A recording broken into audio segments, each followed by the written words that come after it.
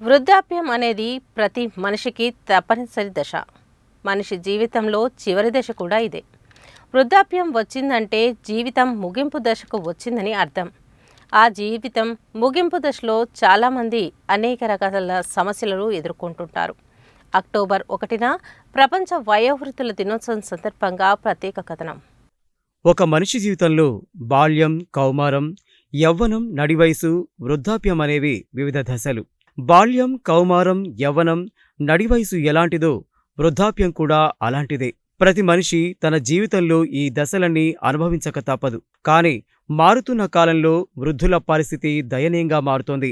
ఒంట్లో శక్తి ఉన్నప్పుడు కుటుంబం కోసం సర్వం ధారపోసిన వారు తమ జీవితం చివరి రోజుల్లో మాత్రం నిస్సహాయంగా ఉండిపోవాల్సి వస్తోంది. వృద్ధాప్యంలో వచ్చే అనేక ఆరోగ్య సమస్యలకు తోడు కనిపించిన పిల్లలే తమను కానివారిలా చూస్తుంటే ఆ వృద్ధులు అనుభవించే మానసిక వేదన అంతా ఇంతా కాదు.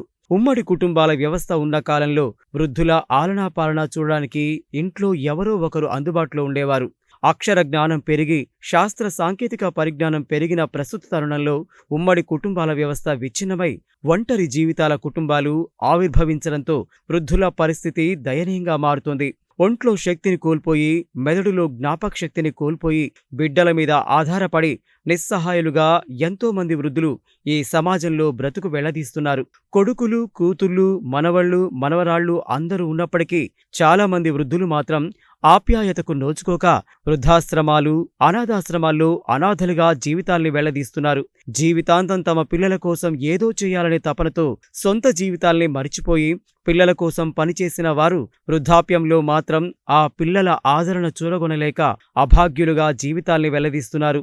కొందరైతే తమ తల్లిదండ్రుల వద్ద నుండి డబ్బు, ఆస్తులు అన్నీ లాగేసుకొని మరీ వారిని బయటకు గెంటేస్తున్న సంఘటనలు ప్రతినిత్యం ఈ సమాజంలో జరుగుతూనే ఉన్నాయి. కొన్ని రోజులు గడిస్తే తాము కూడా అదే వృద్ధాప్యంలోకి చేరుతామనే భావనను మరిచిపోయిన కొందరు మాత్రమే తమ తల్లిదండ్రుల్ని అనాథలుగా వదిలివేస్తుండగా మరికొందరు మాత్రం తమ తల్లిదండ్రుల్ని కంటికి రెప్పలా చూసుకుంటున్నారు. ఇలా వృద్ధాప్యంలో ఉన్న తల్లిదండ్రులను ప్రేమగా చూసుకునే వారి సంఖ్య తక్కువే.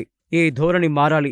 భవిష్యత్తులో తాము కూడా వృద్ధులము అవుతామనే విషయాన్ని గుర్తించి తమను కనిపించిన తల్లిదండ్రులను గౌరవప్రదంగా చూసుకోవాల్సిన అవసరం, బాధ్యత ఎంతైనా ఉంది. కొడుకైనా కూతురైనా మేమున్నాం, మీకేం కాదు అనే భరోసా ఇవ్వాలి. అప్పుడే కాటికి కాలు చాపిన వయసులో ఉన్న ఆ వృద్ధులు కనీసం తమ జీవిత చరమాంకంలోనైనా సంతోషంగా ఉండగలుగుతారు.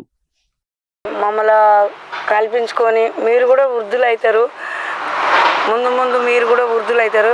నా జీవితమే అంకితం చేసి 30 ఏళ్ల నుంచి నా జీవితమే వీళ్ళకి అంకితం చేసిన. ఇప్పుడు ఒక్కొక్కరు లేవకుంటుంటే వాళ్ళని లేబట్టి పరిస్థితి నీళ్ళు దాపి బోధినిపిసరికి చాలా ఇబ్బంది అవుతుంది.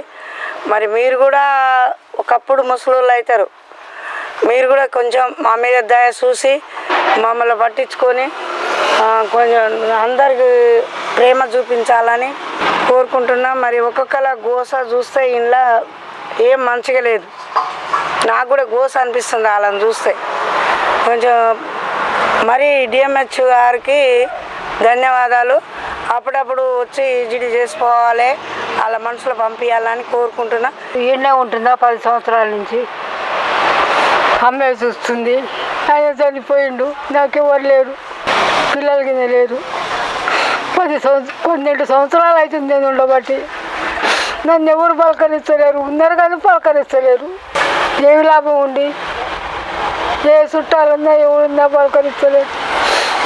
నాకు తెల్లవారులు పొద్దుగుక్కులు ఏందా నన్ను పలకరి, నాకు అదే బాధ.